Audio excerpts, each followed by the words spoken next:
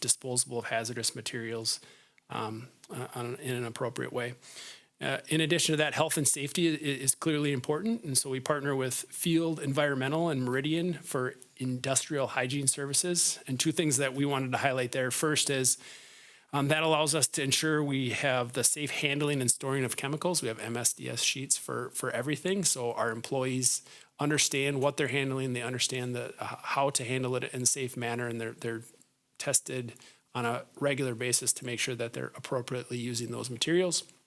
And then these organizations also complete periodic safety audits to ensure that our environment is safe and healthy for students and staff. Most of the time we do really, really good on those, but then there's always, with any audit, there's always an opportunity to learn, and we learn from those. So switching gears to the campus piece, our organizational structure there is we have a district lead, one full-time person who coordinates and oversees that, and he has support in the wintertime for snow removal, and those are temporary employees. And in the summertime, it does extend into spring and the fall, but those are also temporary employees as well. And then in practice, we rely on our maintenance and custodial staff to support some of the grounds needs. And so again, if you've been around our facilities, there's a lot to be proud of. And when you think of the context of who's maintaining those facilities, I believe it's even more impressive. Same thing, if we talk about sustainable practices, there are a couple of examples of things that we do. The city has helped us reduce the use of chloride for de-icing. There's a different slurry that they use that's safer, and we use that so our sidewalks and parking lots are ice-free, but we're not contributing to pollution. We also work with J&S Lawn Care for ongoing turf maintenance, and that's really reduced the need for chemical use on our campus grounds. So we don't have to spray for broadleaf as much because because we're fertilizing and consistent with that, the correct things that we want growing are growing, and they're choking out the bad stuff, which is awesome. And that creates a commitment that requires a commitment and organization, and we appreciate that partnership. The grounds also helps with some health and safety measures for our students. They coordinate with GMAX to do turf testing, so on our turf, to make sure that it has the appropriate level of cushion. When you buy turf, initially it's at a certain level. Over time, as we tromp on it, it becomes less safe, so we use that testing to make sure that it's in a good spot. They also monitor the playground, the parking lot, and campus in collaboration with instructional staff. So instructional staff play a key role in that, whether it's our PE teachers or our paraprofessionals on the playground, noticing that something's up and using that system to communicate to our grounds people that there's an issue, but also our grounds people are committed to that as well. If they see something that's not safe, they're sounding that alarm too.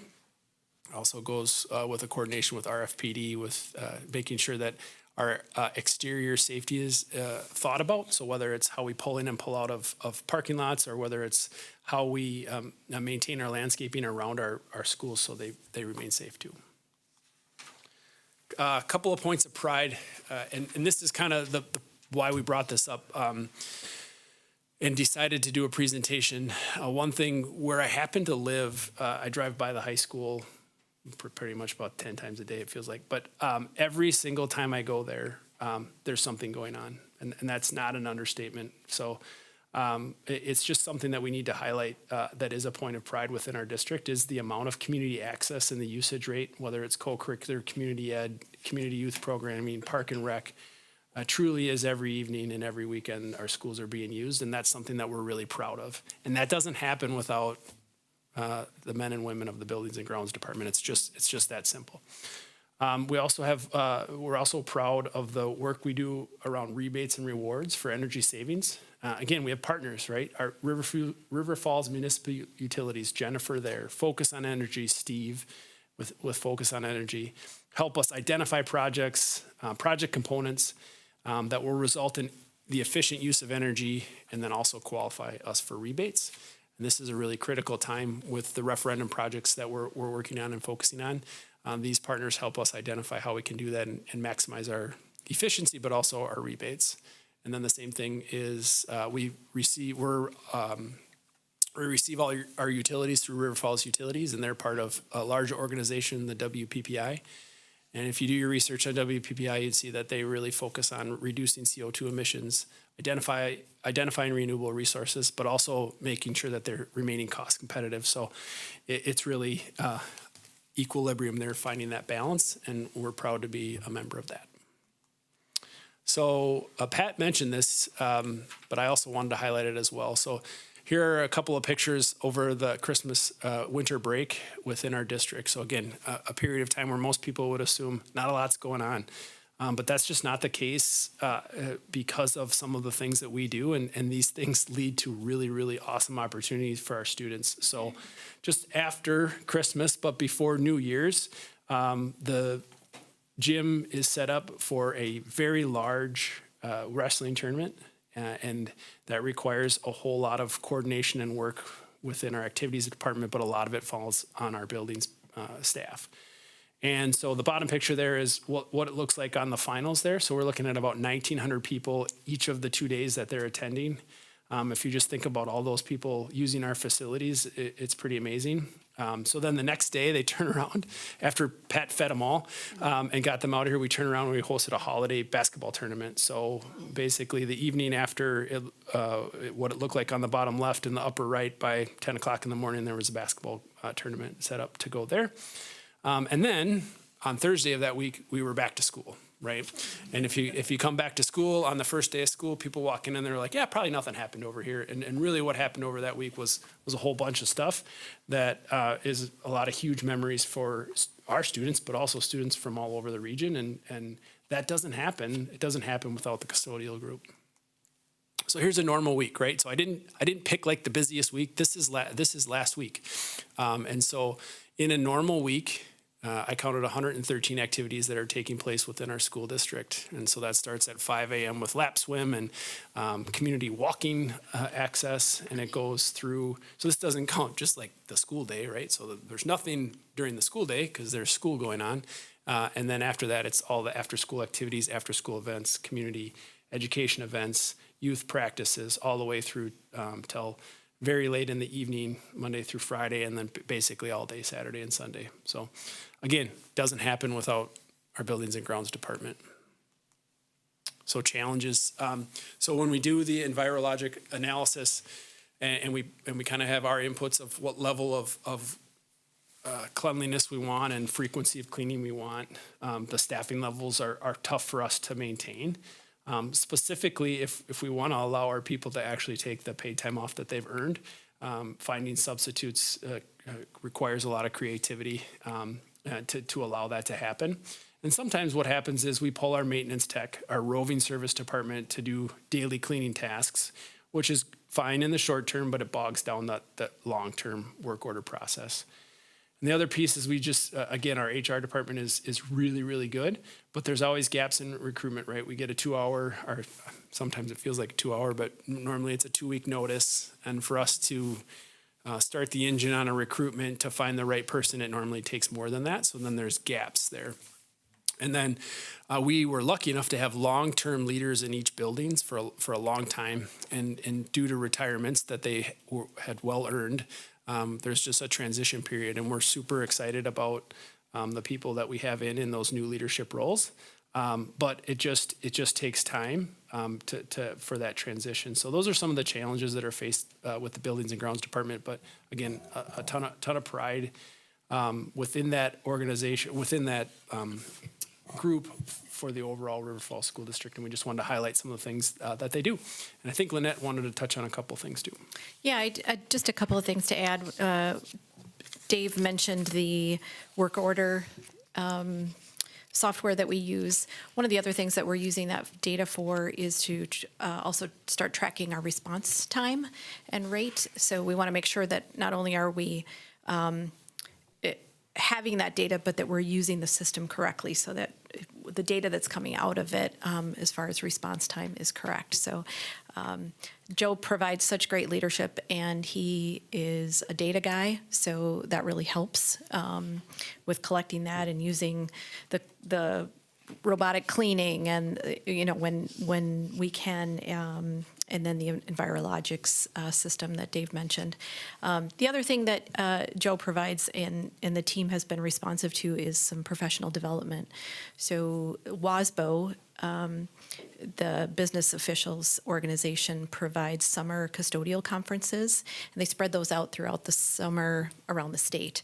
And when it's in our location, we get really good participation in that. So in 2023, we had 11 of our staff attend that. Last year, this last summer, I think it was 3, but it was further away. And so that's understandable. But we certainly promote that as well, and we get good response from that. So always looking to improve. We've had some nice presentations today about the level of commitment in our staff to our school district and to the best interest of kids and to making sure that our schools are places of learning and nutrition and pride of people coming in. So thank you for doing this. It also reminds me that when we do our last end of the year breakfast and we thank people, too often the custodians are not there. So we need to be able to figure out a way of making sure that they're there to know that we recognize how critical they are to our district. So I'm glad you brought this up, and thank everybody who's doing this work. All right, we are going to move on to the action items in our agenda, and tonight before us we have the meeting minutes of the December 16th regular Board of Education meeting. We have bills that have been submitted. We also have recommendations regarding employment, although it's kind of a thin list this time. So at this point, is there a motion to approve minutes, bills, and employment as presented? So moved. Thank you, Mike. Is there a second? Thank you, Allison. Any discussion? All those in favor? Aye. Opposed? The motion is carried at 6-0. All right, I will turn to you, Alan, for a summary of educational programming.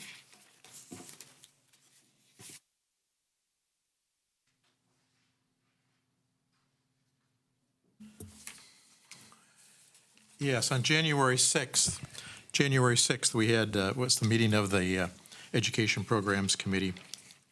We dealt with several things, and part of, as typical what we do at Ed Programs, is we had some good discussion with staff and among board members who were there about the issues that we've got.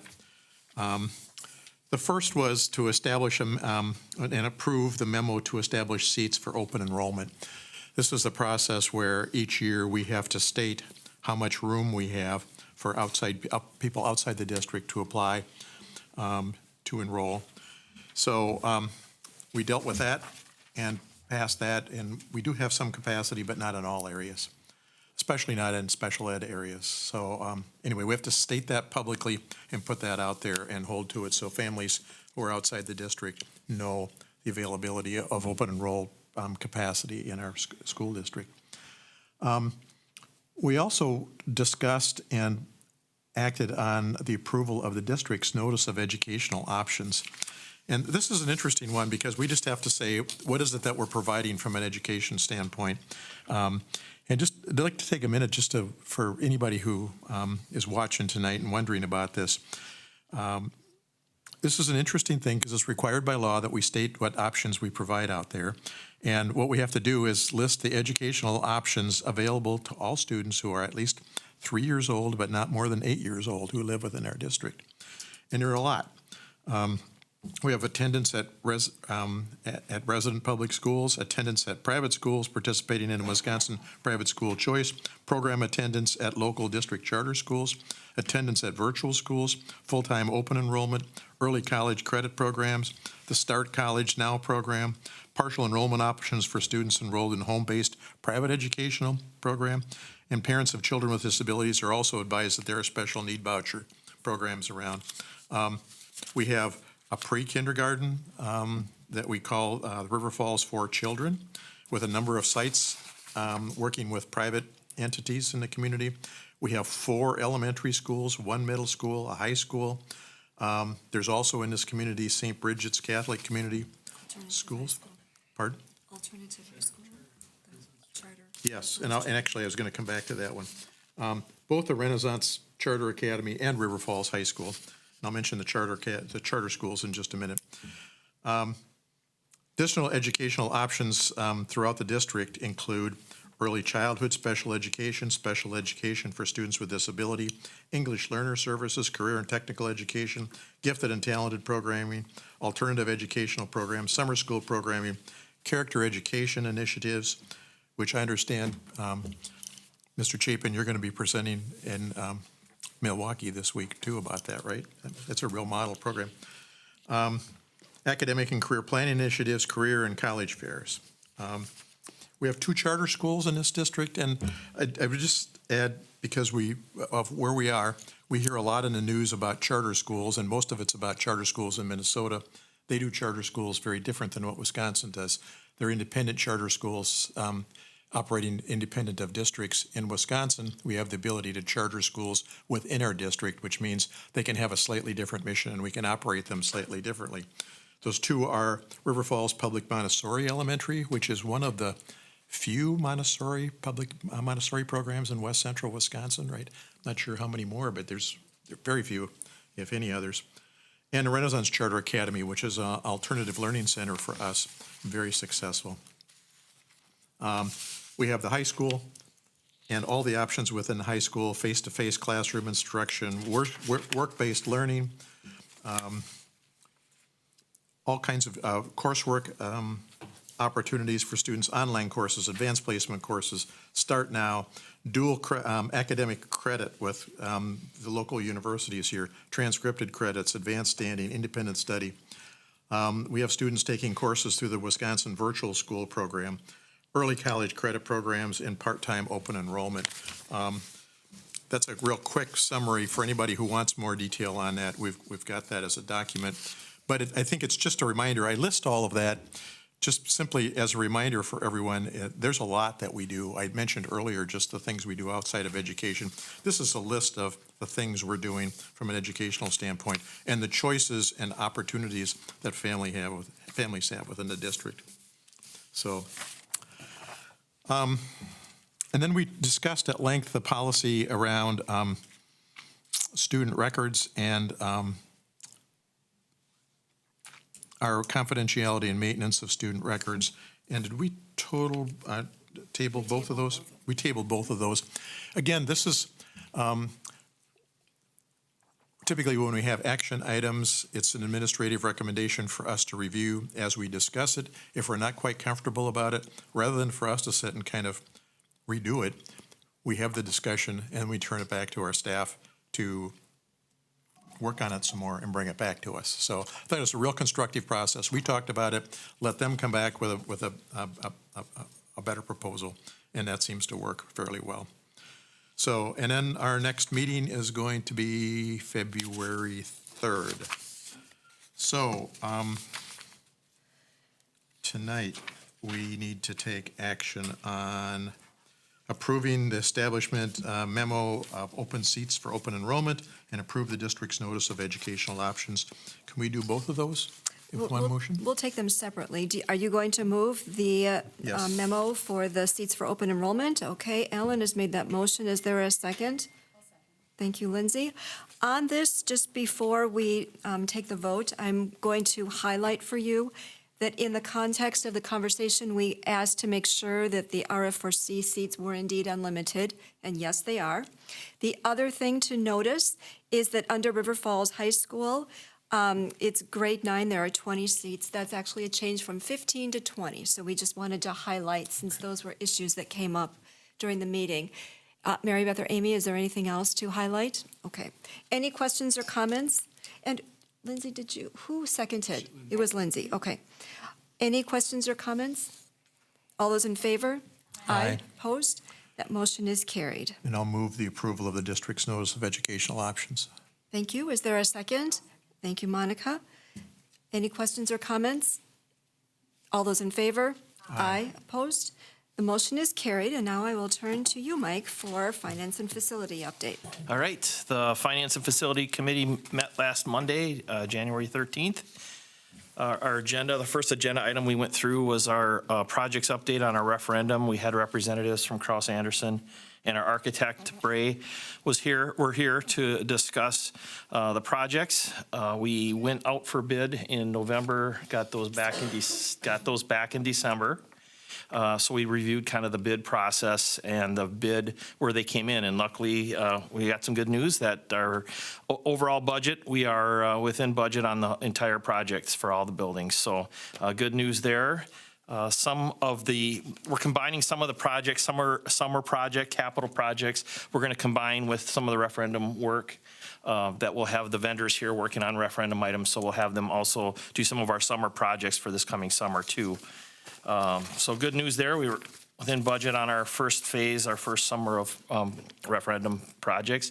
Schedule, we start really pretty soon here in the next couple of weeks. We will be doing getting our projects started. One of the things that, not really holding us up, but one of the things that we need to complete with the city is the rezoning of our transportation center space. We had purchased a home there that was zoned residential, and we're trying to get that rezoned, and then just kind of cleaning up some of the other zoning in that partition or that lot. So good there. The next item that we went through was a budget update. We went through kind of our traditional budget analysis that we show each month, but we then also got a report, a Baird financial reporting model that Lynette had shared with us, and kind of more user-friendly reporting mechanism for us. So we liked that, and I think we will continue to use that going forward. And no issues with the budget. We're on budget, and everything is going along as expected from a budget standpoint.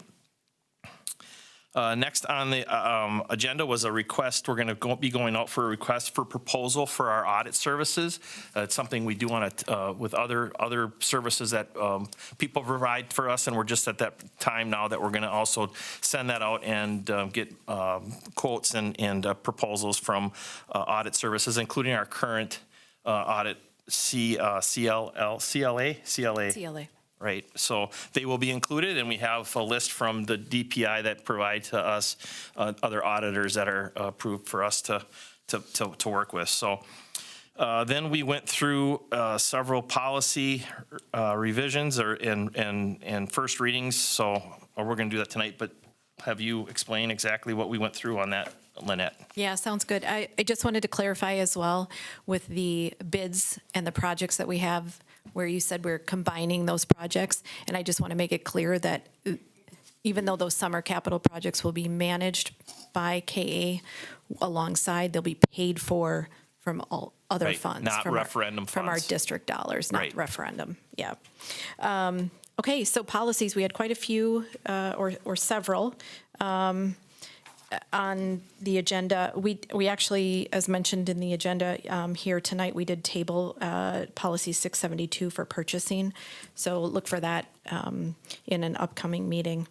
761 you want me to just keep going down the list of these? Is that Sure. okay? Or do you want me to wait till we get to them on the I think agenda you for can go approval? through Okay. the list, and then we can Okay, take them all super. together. Okay, so 761 was in regards to free and reduced price meals. And really, this just came out of making sure that our language complied with requirements and regulations. There was some civil rights language that needed updating, so we just kind of started from, we wiped the slate clean and got a new policy out there so that we're in compliance. 830, we had policy and rule, much beefier policy than some of the other ones on the agenda for that night. And 830 has to do with the use of our school district facilities, grounds, and equipment, which is a great connection to our superintendent update tonight. So the policy itself, there weren't too many updates to that. We just wanted to add the position of Buildings and Grounds Director, since there's such an integral position in that process. But when we got to the rule, we had quite a few updates to that, and we really tried to get that policy, or we do now have that policy aligned with our current practices. timelines are updated to make sure that we have proper notice and appropriate supervision when needed for our outside groups using our facilities. We did review our priority groups, and as we mentioned last week, we really value the partnerships that we have with the groups, especially our local groups. And so we felt that those definitions continued to align with our vision and our mission. The fees, the recommendation is to move to hourly rates, and that allows us to provide fees that are more appropriate with how long groups are using the facility. And we compared some of those to a neighboring district as well. Some of those were removed. They're just areas that aren't being used by outside groups, and quite frankly, the pool would be, for example, would be significantly difficult to make available to outside groups, and it just hasn't been used. So there's an example of that. Equipment fees we removed entirely. That aligns with our current practice. We believe that the hourly rates really are sufficient for any small pieces of equipment that outside groups might be using, like tables and chairs and things. Along with personnel and production fees, we deleted that. And then when it came to the auditorium, much of that section was deleted. Our current practice is to require that our auditorium supervisor is available and there for any outside groups to use anything other than the physical space. So we want to make sure that we protect that equipment and that space. And then, so that's 8:30. And then 9:10 and 9:40 have to do with facility development goals and then naming of district facilities. And those updates were really just grammatical. We reviewed those and they really continue to align with our district's vision. Thank you. Thank you. Is there a motion to approve? I'm going to read these, and then we can have any discussion. The first reading of revised school board policy 761, free and reduced meal prices. Approve the. Oh, you want to do them all? I'll do them all at the Okay. same time. And approve the first reading of revised school board policy 830, the use of district facilities, grounds, and equipment. Approve the first reading of revised school board policy 830, the rule, the use of school district facilities, grounds, and equipment. And to approve the first reading of revised school board policy 910, facility development goals, as well as the first reading of revised school board policy 940, naming school district facilities. Is there a motion, please? So moved. Thank you, Mike. Is there a second? Thank you, Lindsay. Questions or comments, any discussion about any of those first readings? Question on the first reading of the naming. Yep. Does it say in here that the board has the power to take the name away? Some places where they name a name for a certain number of years, whatever. It's not seen here that the board, school board reserves the right to revoke the naming, should it so choose for something nefarious comes up later. Or for any reason. Yeah. You know, I mean, it's happened in these, so it's happened other places, schools have been renamed. Yeah, in the first paragraph, this might speak to your question. Once a facility has been officially named, it will not be renamed except for compelling reasons to be determined by the school board. All right, that covers it. So we have the ability to do that if needed. Anything else? Yeah, I made this comment at the committee meeting, but it's just, we've got a lot of facilities in this community, and we make them available to the community. And the cost to community members, especially when it's education-related, is typically free. And our charges for those groups that do get charged are simply designed to recoup our overhead costs. You know, we had two good examples here that Dave just brought up for us with the basketball tournament and the big wrestling tournament. We make those facilities available, and we charge enough on those to cover our costs. But we aren't in the business of making money off from our facilities. That's not what we're about. There's a lot of facilities in this community where they do charge and generate revenue from it. For us, we either provide them free or at just enough of a fee to cover our particular costs, because that's our mission, and that's why I think get such good community support with our referendum proposals, et cetera, is our facilities that they're paying for are available to the community. It's important. Any other questions or comments? All those in favor? Aye. Opposed? The motion is carried. The Personnel Committee met on January 13th, and during that meeting, we first received a staffing update from Mr. Sherman, and then we also looked at 2 personnel policies that we'll get to in a moment. We did go into closed session, and we discussed continuing letters for administrators, and then we also discussed our bargaining goals for 2025-26.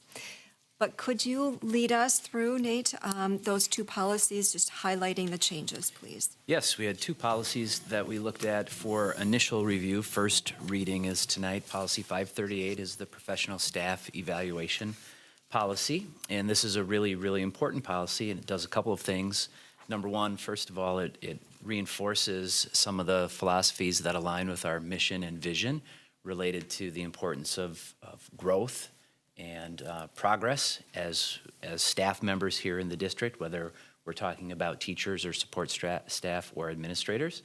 And tonight was a really good example of people that were motivated to improve on their practice on their own accord. And we're pretty lucky to hire staff who, in pretty much all of our positions, do that. But yet, through the evaluation process, we lend a hand, if needed, to identify areas to help people grow in. And then another component of this is through feedback, we are monitoring and holding teachers and staff and other administrators accountable to that growth and to meeting the standard that we have. And if not, it outlines steps that we can take to help them along should that be necessary. It identifies who we're talking about with certified staff, gives the administration the flexibility through formal observations and evaluation to change the course of that evaluation program if we feel it's necessary. And I think that pretty much covers what we're after. It also outlines that we're going to continue to use the evaluation model that the state of Wisconsin has adopted, so we're in alignment with that. The next policy is relatively simple, but also important. This is our 532.1 personnel negotiations, and it outlines that due to state statute, we are obliged to negotiate with the bargaining groups that we have. We have a bus driver group and a teacher group that is certified, so we will meet with them in the upcoming months to try and settle on their base wages, because that, at this point, is what we are allowed to negotiate with. This policy also identifies that there will be a committee based on members from the Personnel Committee that will act on the board's behalf, but we will not be making any decisions through that committee alone. Full board will need to approve the final decisions or where we land. Thank you. At this point, is there a motion to approve the first reading of revised school board policy 538, professional staff evaluation, as well as the first reading of revised school board policy 532.1 related to personnel negotiations? Thank you, Allison. Thank you, Alan. Questions or comments? I think one of the things that I really liked in the change is to the first one about evaluations, where it has that opening paragraph that talks about the value of this and that it's meant to be a positive approach. Anything else? All those in favor? Aye. Opposed? The motion is carried. And then before the board this evening we need to approve the letter of continuing employment for administrators. You can see a draft of this letter that is in your packet. We did personalize it a bit, like we have been doing for teachers and support staff. So is there a motion to approve continuing letters of employment for administrators? So moved. Thank you, Ellen. Is there a second? Second. Thank you, Allison. We will be doing this for all of our folks over time. Any questions or comments? All those in favor? Aye. Aye. Opposed? The motion is carried. Thank you. One of the things that we need to do to fulfill our legal responsibility is that we need to acknowledge actions taken regarding the 2025 spring school board election. And so you will see that document starting on page 61. We have certificates for each of our candidates, which will be Lindsay Curtis and Mike Miller, and we're very pleased that they are running again. So is there a motion, please? Thank you, Monica. All right, is there a second? Thank you, Ellen. All right, questions or comments? All those in favor? Aye. Opposed? The motion is carried. All right, and now we are trudging through and we are making progress on policies. And so we have a number of first readings for policies in the 100 series, and Dave is going to walk us through those. The first policy is 186, Citizen Advisory Committees. The updates here are truly just to clean up the language and not recommend any adjustments to how we use citizen advisory committees. So are there any questions on those updates or anything about this policy? Can you just give an example of a couple of the advisory committees that have been formed in the past? Yeah, so related to referendum, sometimes we'll have a committee to investigate facilities, investigate needs associated with them. Like for, historically, there was a significant one related to what's the Montessori building? Yeah, school start time is another one that has been done in the past. So these are activities that maybe would be aligned to the strategic plan, and on the front end, understand that there's a lot of different perspectives and want to find ways to pick up those perspectives. And so kind of outlining what the role of that advisory committee is important, and that's what this policy does. I'm not recommending any of those, for example, revisiting any of those subjects. Those were examples.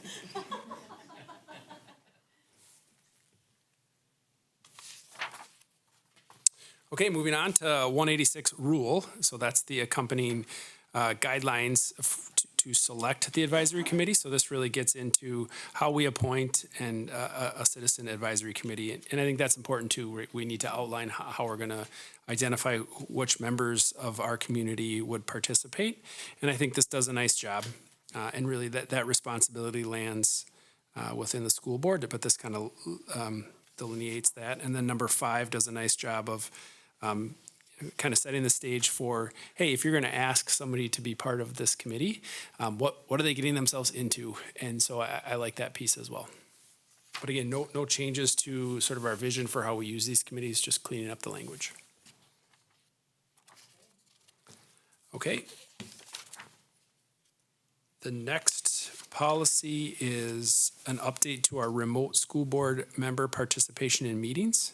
And so this policy was enacted in 2018, but was used actually kind of a fair amount during COVID times as well. And so anyways, this policy, again, no recommendation for adjustment here, just highlighting that we would, if possible, with the use of technology to allow our school board members to participate remotely is a great function, but there are some limitations on it. For example, if you're chairing that meeting, then you wouldn't chair the meeting. The next in charge would chair that meeting, and then you can obviously participate in closed session items. Are there any questions on the remote school board participation policy? Okay. Moving on to 190, that's recognition for accomplishments. I think that's the last of the first readings. And again, same piece here, a policy that hasn't been reviewed for many years, but in practice remains the same. It outlines why the school board would choose to do a recognition, what the expectations are, and how that would be determined and recommended. Thank you. So at this point, is there a motion to approve the first reading of revised school board policy 186, citizen advisory committees? The first reading of revised school board policy 186, the rule for citizen advisory committee, that would be the guidelines, as well as the first reading of revised school board policy 188, remote school board member participation, as well as the first reading of revised school board policy 190, recognitions for accomplishments. Is there a motion, please? Second. Okay, I'm going to put Allison down as the motion and Ellen down as the second. Questions or comments on this? All those in favor? Aye. Opposed? The motion is carried. We also have a number of second reading of policies, and I am planning to take all of these in one motion, but Dave is going to quickly go through them. Okay, so because these are second readings, it doesn't mean that we skip this step. It's actually a really important step in the process. So I'm just going to read the policy, and then if any board member has any questions, we will stop and go from there. At this time, I don't have, for this policy, 172, I don't have any recommendations. So the first one is 172, special school board meetings. Is there any board questions or feedback on that as part of the second reading? Okay, then we have policy 173, closed sessions. Is there any board questions on that one? Okay, then we have policy 183, voting.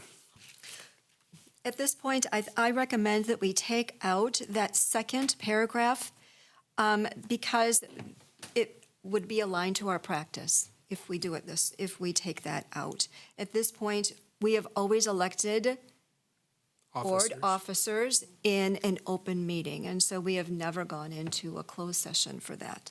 So that pertains to a statute, 1988, that would give us some flexibility, but we just want to make sure that our policy aligns to our actions, and our actions don't include secret ballot votes for them. So we're just going to cut that language, the whole thing.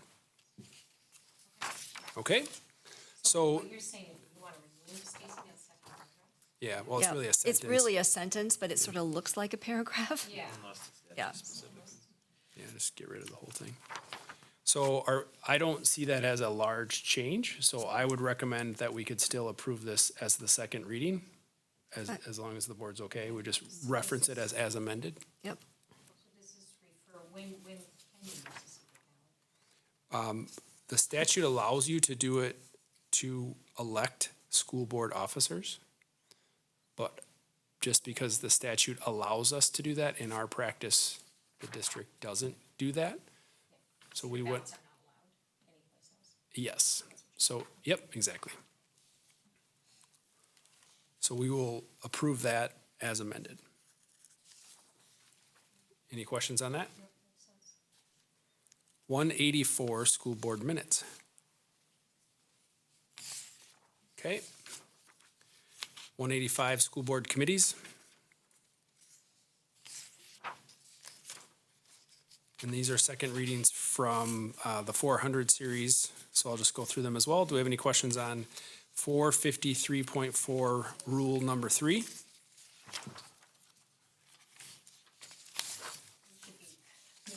Here. Hearing none, 453.4, exhibit 1, which would really just be a form, which in some ways does help, because now there's a form to go to, which I think is appreciated. 453.4, exhibit 2. 453.4, exhibit 3. And 453.4, exhibit 4. And 453.4, exhibit 5. Okay, so go ahead. Anybody paying attention to this meeting should not think that we are just doing this quickly. This is the second time that we have gone through these at a board meeting. We have also discussed them at length during other meetings. So at this moment, is there a motion to approve the second reading of revised school board policy 172, special board meetings, the second reading of revised school board policy 173, closed sessions, the amended second reading of revised school board policy 183 regarding voting, the second reading of revised school board policy 184, school board minutes, the second reading of revised school board policy 185, school board committees, the second reading of new school board policy 453.4, the rule, procedures for administering medication to students on field trips. The second reading of new school board policy 453.4, exhibit 1, relating to prescription medication authorization. The second reading of new School Board Policy 453.4, Exhibit 2, Medication Administration Incident Report. The second reading of new School Board Policy 453.4, Exhibit 3, Medication Recording Form. And then the second reading of new School Board Policy 453.4, Exhibit 4, Overnight Field Trip Health Information Form. And then finally, the second reading of new School Board Policy 453.4, Exhibit 5, Over-the-Counter Medication Authorization Form. And we are going to have to see if 453 is the one that has the largest number of exhibits. Over time, we'll figure that out. Is there a motion, please? Thank you, Lindsay. Thank you, Monica. Questions or comments? Just one comment. Okay. Going back to policy 183 on voting, Yes? and so my understanding correctly, that if you remove that sentence, there would not be no one on the board could request a secret ballot for voting to elect school board officers or to appoint a new school board member. We would not allow that secret ballot. Correct. Correct. Correct. And that's the practice that we've had. That's the practice we've had. Okay. So, no board. I don't have strong feelings about it, but sometimes there are political situations where people don't on the board might not necessarily want, if there are people being interviewed, to be appointed to the board. Yeah, I don't know, and to be quite honest, I'm not sure that statute could extend to that piece. We already have a policy on how we appoint a new school board member. There's some question if that portion of the statute would extend to that, or if it would just extend to a secret ballot to select, to appoint a new officer. So to select, elect officers when it happens for everyone, or to appoint a new officer when someone leaves. So hypothetically, if, yeah, so I don't think that language is clear. And then when we look at it, that's not what we do in action. Okay, I'm just gonna say, I'd be curious to know more about this, because sometimes there are really highly Sure. contentious boards. We aren't. Right. Sometimes that is the case, and that people may want to be able to vote more privately for, let's say, who's gonna be the president of the board. As statute allows, is what you're saying. Well, tell you what, Something to think let's about. pull it out. It's We- just something to think about. We can pull it out. The other thing to remember is I like at any policies. point, the board can always make a change to its board policy as Sure. well. As far as secret ballots for replacing a board member, which is not on this one, even when the ballots are done in secret, people can do an open records request and receive that information by state statute. So, but at this point, then, we are going, yeah. See a policy in 453 about administering pain medication to school board members, having to read all the exhibits in I know. policy 453. I'm going to put you on that one, Mike, Okay. to do the first draft of it, all right? So what we'll do is we will then table 183 regarding, is that right? Yes. We are, okay. I Is that- opened Wisconsin State Legislature, so we're reading the statute Yep. Oh, okay. 1988 right now. All right. Would you like me to read it out loud? Sure. Because it's pretty, 1988-1 says, unless otherwise specifically provided by statute, no secret ballot may be utilized to determine any election or other decision of a governmental body except the election of the officers of such body in any meeting. 2, except as provided in subsection 1, in the case of officers, any member of a governmental body may require that a vote be taken at any meeting in such a manner that the vote of each member is ascertained and recorded. And the motions and roll call votes of each meeting of a governmental body shall be recorded, preserved, and open to public inspection to the extent prescribed in subchapter 2 of chapter 19. Right, so whatever we have within policy, we would have to follow statute. So I think what we were aiming at there is, in practice, we don't do secret ballots. If you would like me to revise that language to match the statute exactly, we can do that. Does number 2 here mean that even if you do number 1, you have to release it publicly? Yeah, is that what that's saying? Yeah. So you have to release it publicly anyway. That's the way, I'm not losing sleep over this, it just occurred to me, I've been on boards, and this school board at one point was very contentious, and So I guess we could revise it to reflect the statute language exactly, or we can revise it as recommended earlier by just cutting it, which would mean that we don't do secret ballots, period. Do we want to come back next month? I'll make a recommendation and then. I'm fine with what everybody else thinks. I think there's enough discussion here, it would be my opinion, just to come back next month and just have. Think about it over a yeah, month. and Have a then- recommendation and have the board have a chance to look at it. Does that work? So the question would be if we want to allow for that possibility within our policy, or if we are going to align our policy to what our past practice Yep. has been. Those As would are be our choices actions. A or B. Yep. And we can think about that over time. So at this point, we are going to decide to hold off on 183, so we are tabling that until the next meeting. But we have a motion that's been moved and seconded for the remaining second readings. Is there any further discussion? All those in favor? Aye. Opposed? The motion is carried.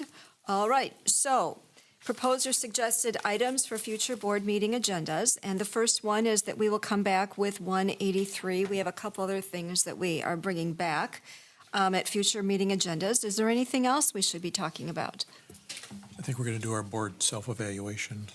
at our Yep, next meeting. that's on our agenda. Okay. We already have that. And at least one person on the board has not yet completed that survey. Please get it done tonight. Homework is due. Homework is due. All right. We are going to schedule the next meetings. Educational Program Committee will meet Monday, February 3rd at 6 o'clock. Finance and Facilities Committee will meet Monday, February 10th at 6. The Personnel Committee will meet Monday, February 10th at 7 or immediately following Finance and Facilities. The next regular board meeting will be Monday, February 17th at 6 o'clock, and the meeting is adjourned. And thank you to Marks and to Ashley for sticking with us tonight. All right. Good night.